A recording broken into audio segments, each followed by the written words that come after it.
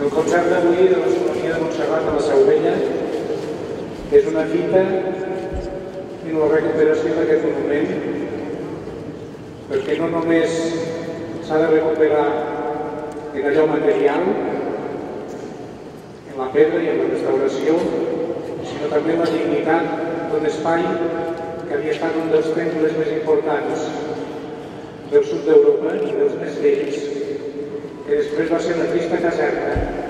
i que ara és un espai que entre tots volem